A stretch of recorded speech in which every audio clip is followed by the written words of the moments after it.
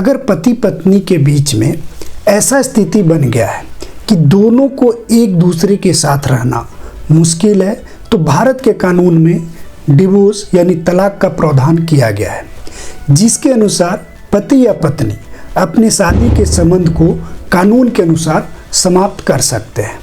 Hindu marriage अधिनियम में divorce यानी तलाक को दो भागों में बांटा गया है। पहला है आपसी सहमति या दूसरा है कोर्ट की लंबी प्रक्रिया के अनुसार। नमस्कार, मैं अधिवक्ता दीपरंजन कुमार विधि ज्ञान चैनल में आपका स्वागत करता हूं। इस वीडियो में समझने वाले हैं पति या पत्नी को अदालत से डिवोर्स यानी तलाक लेना है तो किस आधार पर ले सकते हैं। दोस्तों, वीडियो पूरा सुनना। इस वीडियो में डिवोर्स तलाक के 11 आधार और पत्नियों को अलग से 4 और आधार के बारे में पूरा विस्तार से समझाने वाला हूं। तो वीडियो पसंद आया तो दोस्तों लाइक ज़रूर कर देना, और चैनल को सब्सक्राइब नहीं किए तो वीडियो के अंत तक चैनल को सब्सक्राइब जरूर कर लेना। हिंदू मैरिज अधिनियम 1955 के धारा 13 के तहत डिवोर्स यानी तलाक के लिए दिए गए आधार में सबसे पहला है जारता यानी लिविंग एडल्ट्री। इसका मतलब है पति या पत्नी विवाह के बाद किसी अन्य व्यक्ति के साथ लगातार शारीरिक संबंध बना रहे हैं या बना रही है, तो यह डिवोर्स यानी तलाक के ठोस आधार माने जाते हैं। इसके बाद दूसरा है क्रूरता यानी क्रुएल्टी।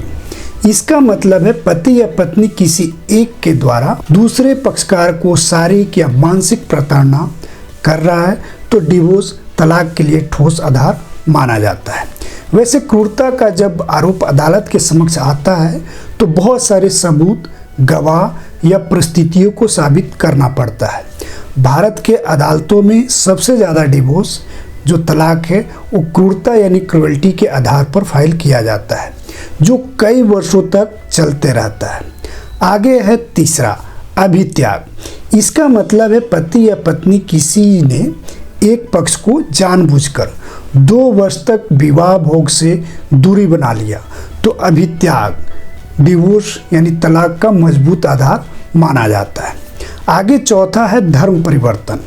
इसका मतलब है पति या पत्नी किसी एक ने धर्म परिवर्तन कर लिया है, तो दुखी पक्षकार अदालत में डिवोर्स तलाक के लिए अर्जी फाइल कर सकता है। इसके बाद पांचवी है मस्तिष्क विकृत यानी अनसाउंड ऑफ माइंड। इसका मतलब है पति या पत्नी कोई एक पक्ष पागल हो जाता है जिसे उपचार से ठीक नहीं किया जा सकता, तो दुखी पक्षकार अदालत में डिवोर्स यानी तलाक का अर्जी अदालत में पेश कर सकते हैं। आगे है छठी, कोढ़ लिपोर्सी। इसका मतलब है पति या पत्नी किसी एक पक्ष को कोढ़ का बीमारी हो जाता है जिसे उपचार से ठीक नहीं किया जा सकता, तो पीड़ित पक्षकार अदालत में डिवोर्स यानी तलाक का अर्जी फाइल कर सकता है। आगे है सातवां, रतिजन रोग। इसका मतलब है पति या पत्नी में कोई एक पक्ष घातक संक्रमित बीमारी का शिकार हो गया है, तो दुखी पक्षकार अदालत में डिवोर्स यानी तलाक का अर्जी पेश कर सकता है। इसमें जैसे कि एड्स की बीमारी माना जाता है। आगे है आठवां, संसार परित्याग। इसका मतलब है पति या पत्नी ने संसार का परित्याग कर दिया है, यानी सन्यासी जीवन धारण कर लिया है या अन्य कोई कारण से संसार का परित्याग कर दिया है, तो दुखी पक्षकार अदालत में डिवोर्स यानी तलाक का अर्जी अदालत में पेश कर सकते हैं। आगे है नौवीं, प्रकल्पित मृत्यु। इसका मतलब है पति या पत्नी में किसी एक पक्ष का 7 वर्ष तक जीवित होने के बारे में कोई सूचना जानकारी नहीं मिलता है, यानी कोई था पता नहीं है कि वह व्यक्ति कहाँ है, किस हालात में है, तो 7 वर्ष के बाद समझा जाएगा कि उस पक्ष का मृत्यु हो चुका है। पीड़ित पक्षकार अदालत में डिवोर्स यानी तलाक का अर्जी दाखिल पेश कर सकता है। आगे 10वां है न्यायिक पृथक्करण, जुडिशियल सेपरेशन। इसका मतलब है विवाहित पक्षकार को अदालत की सहमति के बाद दोनों पक्ष अलग अलग रहते हैं और 1 वर्ष के भीतर दोनों के बीच शारीरिक संबंध नहीं बनता है, तो पीड़ित पक्षकार अदालत में डिवोर्स यानी तलाक का अर्जी दाखिल कर सकता है। आगे है 11 नंबर, जो कहता है दाम्पत्य जीवन के प्रस्थापन की आज्ञापति का पालन नहीं करना, यानी रिस्ट्रिक्शन ऑफ कंजुगल राइट। इसका मतलब है हिंदू विवाह अधिनियम 1955 के धारा 9 के तहत अदालत ने दाम्पत्य जीवन की प्रस्थापना के आदेश पारित किया है, मगर दोनों पक्ष में से किसी एक पक्ष ने 1 वर्ष तक पालन नहीं करना चाहता है, दोनों का वैवाहिक जीवन फिर से शुरुआत नहीं हो जाता, तो पीड़ित पक्षकार अदालत में डिवोर्स यानी तलाक का अर्जी पेश करता है।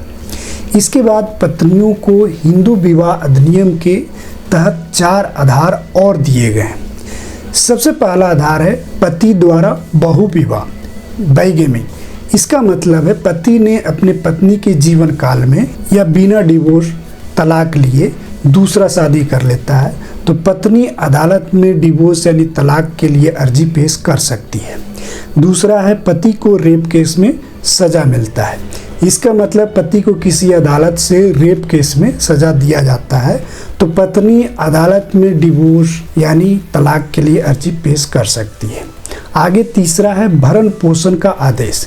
इसका मतलब है पत्नी को भरण पोषण के केस में अदालत भरण पोषण का आदेश पारित कर देता है और पति पत्नी के बीच 1 वर्ष में कभी एक साथ में नहीं रहते हैं, वैवाहिक जीवन का आनंद नहीं लेते हैं, तो पत्नी 1 वर्ष के बाद अदालत में डाइवोर्स यानी तलाक के लिए अर्जी पेश कर सकती है।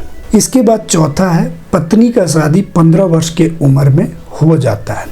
तो इसका मतलब है किसी लड़की का शादी 15 वर्ष के आयु में हो जाता है, तो लड़की 18 वर्ष के पहले या बाद में भी अदालत में डिवोर्स यानी तलाक के लिए अनुरोध कर सकती है। ये सारी बातें मैंने आपको डिवोर्स के जो आधार हैं उसके बारे में बताया। मुझे पूरा विश्वास है वीडियो आपको पसंद आई होगी, तो लाइक ज़रूर कर दीजिएगा और चैनल सब्सक्राइब नहीं किए तो चैनल सब्सक्राइब कर लीजिए। बहुत जल्द डिवोर्स पर और बहुत सारी वीडियो आने वाला है। वीडियो कैसा लगा कमेंट करके ज़रूर बताना दोस्तों। वीडियो देखने के लिए आपको बहुत बहुत धन्यवाद। Thank you.